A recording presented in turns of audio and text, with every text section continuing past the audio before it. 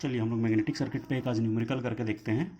An iron ring 200 mm mean diameter is made of 30 mm round iron of permeability 900 has an air gap 10 mm wide. It has 800 turns. If the current flowing through the winding is 6.8 ampere, determine magnetomotive force, total reluctance, flux and flux density. So these quantities we have to determine. Okay. So let us write the data given one by one. Okay. So 200 mm mean diameter, so mean diameter is 200 mm. 30 mm round iron, so that is cross sectional diameter is 30 mm. The 10 mm air gap is 10 mm, so we have written LG air gap is equal to 10 mm.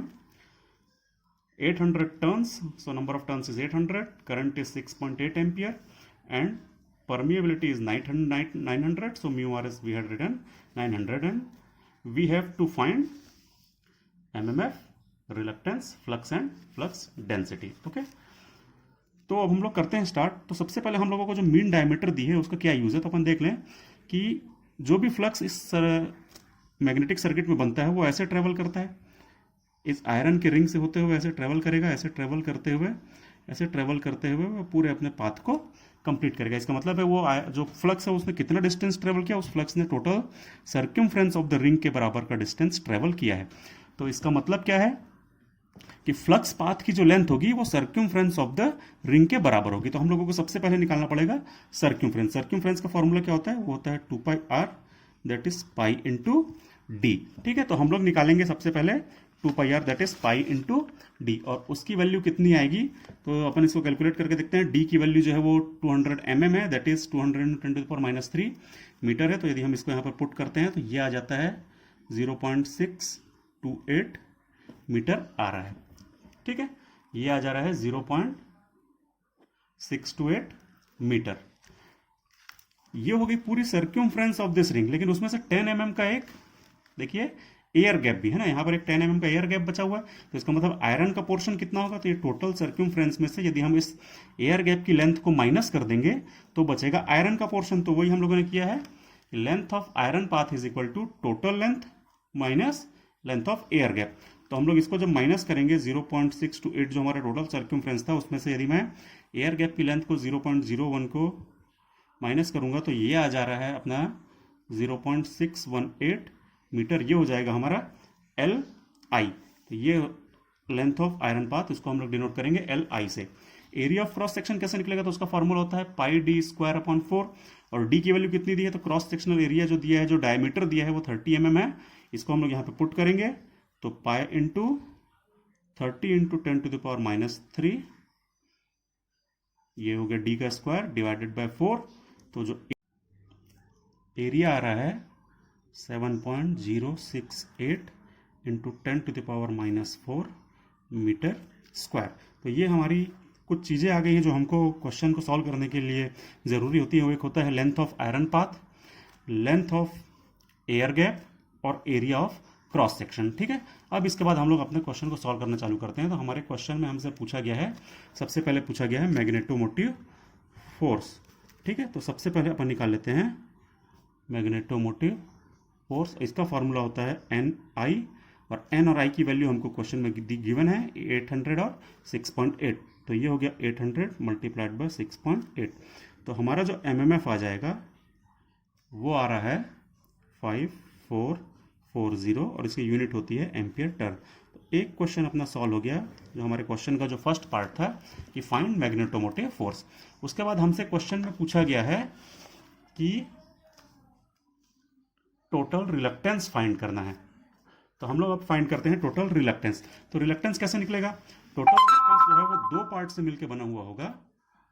कौन कौन से 2 part, वो रहेंगे, एक तो air gap है और दूसरा दिया हुआ है इसमें आयरन। तो ये एक आयरन का रिलक्टेंस अलग होगा और इस एयर गैप का रिलक्टेंस अलग होगा। ठीक है, तो हम लोग 1 बाय 1 दोनों का रिलक्टेंस निकालते हैं और फिर दोनों को ऐड कर देंगे, क्योंकि ये दोनों सीरीज में ही है। क्योंकि फ्लक्स भी जा रहा है, देखिए वो सेम जा रहा है, जो आयरन में वही सेम फ्लक्स जा रहा है एयर गैप में। तो इसका मतलब ये दोनों सीरीज में है, और सीरीज में होंगे तो दोनों के रिलक्टेंस ऐड हो जाएंगे। तो अपन सबसे पहले निकालते हैं एस फॉर एयर गैप। ठीक है,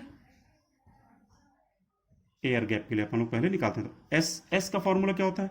एस का फॉर्मूला होता है L upon mu zero mu R A. क्योंकि हम एयर गैप के लिए निकाल रहे हैं इसलिए ये लेंथ एयर गैप की हो जाएगी। ठीक है, अब एयर गैप के लिए लेंथ जो है वो क्या दी हुई है? तो एयर गैप के लिए जो लेंथ है वो हम लोगों ने पहले ही देख लिया था कि ये दी हुई है 0.01 मीटर। तो इसको पुट कर दें 0.01 डिवाइडेड बाय म्यू ज़ीरो। हमको पता है म्यू ज़ीरो एक कांस्टेंट होता है जिसकी वैल्यू होती है 4 पाई इंटू 10⁻⁷ म्यू आर। तो एयर के लिए जो म्यू आर होता है वो 1 होता है, ये हमको पता है। For air mu r is equal to 1, तो वही हमने 1 पुट कर दिया। एरिया ऑफ क्रॉस सेक्शन हम लोगों ने निकाला था, यह आया था 7.068 इंटू 10⁻⁻4। तो अपन उसको पुट कर देते हैं 7.068 इंटू 10⁻⁻4। अब इसको अपन को कैलकुलेट करना पड़ेगा, तो हमारे पास कैलकुलेटर होना चाहिए। कैलकुलेटर है, कैलकुलेटर से अपन कैलकुलेट करके देखते हैं कितना आ रहा है। ठीक है, तो कैलकुलेटर से जब अपन इसको कैलकुलेट करेंगे तो एस जी की वैल्यू आ जा रही है 11258838.6 और इसकी यूनिट होती है एम्पियर टर्न पर वेबर। तो ये हो गया हमारा एयर गैप के लिए रिलक्टेंस। अब अपन निकालते हैं फॉर आयरन। आयरन के लिए अपन एस निकालेंगे तो उसका नाम देंगे एस आई और उसका फॉर्मूला हो जाएगा L I upon mu zero mu R ए।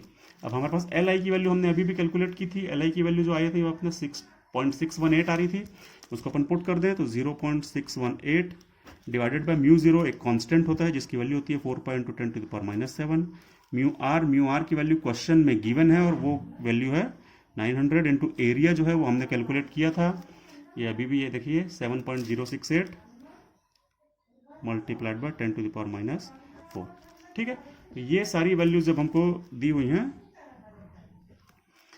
हम लोग इसको कैलकुलेट करके देखते हैं। कैलकुलेटर है अपने पास, तो कैलकुलेटर से जब अपन इसको कैलकुलेट करेंगे तो एस आई की जो वैल्यू आएगी वो आएगी 7713106.9 और इसकी यूनिट होगी एम्पियर टर्न पर वेबर। तो ये हमारा निकल गया एस आई भी, मतलब आयरन के लिए भी रिलक्टेंस हमने फाइंड कर लिया। यहाँ पर हमने एयर गैप के लिए रिलक्टेंस फाइंड कर लिया था। यदि हम इन दोनों को ऐड करेंगे क्योंकि ये दोनों आयरन और एयर जो है वो सीरीज में है, तो हम निकालेंगे total reluctance that is S, और एस इज इक्वल टू हो जाएगा S I plus S G. और दोनों एस जो हमने निकाल लिए हैं एस जी और एस आई दोनों निकाल लिए, दोनों को ऐड करिए। दोनों को जब अपन ऐड करेंगे तो आ रहा है 12.805 इंटू 10⁻⁶ एम्पियर टर्न पर वेबर। तो ये हमारा सेकंड आंसर भी आ गया है, सेकंड पोर्शन का भी आंसर हम लोगों ने कैलकुलेट कर लिया है। तो ये हो गया अपना रिलक्टेंस की वैल्यू। थर्ड हमसे पूछा गया था कि फाइंड फ्लक्स। ओके, तो अब अपन लोग फाइंड करते हैं फ्लक्स की वैल्यू। अब हमको फाइंड करना है फ्लक्स। फ्लक्स को अपन डिनोट करते हैं फाई से। फ्लक्स कैसे निकलेगा? तो फ्लक्स निकालने के लिए हमारे पास एमएमएफ का एक फॉर्मूला होता है, वो होता है N I is equal to phi S. तो फाई कैसे निकलेगा? फाई इज इक्वल टू हो जाएगा N I upon S. N I की वैल्यू हम ऑलरेडी कैलकुलेट कर चुके हैं क्वेश्चन में। एमएमएफ आया था अपना 5440, तो वही वैल्यू अपन लोग इसको पुट कर दें। एमएमएफ की जगह पर अपन पुट कर देते हैं 5440 डिवाइडेड बाय एस अभी हमने कैलकुलेट किया है ये, तो ये हो जाएगा 12.805 इंटू 10⁻⁶। और इससे अपन लोग जब फ्लक्स कैलकुलेट करेंगे तो हमारा जो फ्लक्स आ रहा है, कैलकुलेटर से एक बार देखिए इसको कैलकुलेट करके, तो अपना फ्लक्स आता है 4.533 इंटू 10⁻⁻4 वेबर। ठीक है, ये हो जाता है हमारा फ्लक्स। तो ये हमारा एक आंसर और आ गया 4.533 इंटू 10⁻⁻4 वेबर। ये हो गया हमारा फ्लक्स। उसके बाद हमसे क्वेश्चन में पूछा गया है कि what is the value of flux density. ठीक है, तो यदि हमको फ्लक्स डेंसिटी निकालना होगा तो यहां पर मैं निकाल के दिखा देता हूं। फ्लक्स डेंसिटी का फॉर्मूला होता है, ये होता है B is equal to phi upon A, मतलब फ्लक्स डिवाइडेड बाय एरिया। तो B इज इक्वल टू हो जाएगा, फ्लक्स तो हमने ये निकाला है अभी भी 4.533 इंटू 10⁻⁻4 डिवाइडेड बाय एरिया हमने शुरू में कैलकुलेट किया था अपने क्वेश्चन में। एरिया कितना निकाला था अपन ने कैलकुलेशन में 7.068 इंटू 10⁻⁻4 मीटर स्क्वायर। ठीक है, तो हमारी जो फ्लक्स डेंसिटी आ रही है क्वेश्चन को सॉल्व करने पे फ्लक्स डेंसिटी आ रही है 0.64 वेबर पर मीटर स्क्वायर। तो यहाँ से ये अपनी फ्लक्स डेंसिटी की भी वैल्यू फाइंड हमने कर ली। तो ये हमने फ्लक्स फाइंड कर लिया था और ये हम लोगों ने फ्लक्स डेंसिटी भी फाइंड कर ली। तो इस प्रकार से हम लोग को जो भी क्वेश्चन पूछा जाएगा मैग्नेटिक सर्किट में बहुत ही आराम से अपन उसको फाइंड कर सकते हैं, कोई भी ज़्यादा मुश्किल नहीं है। ठीक है, थैंक यू।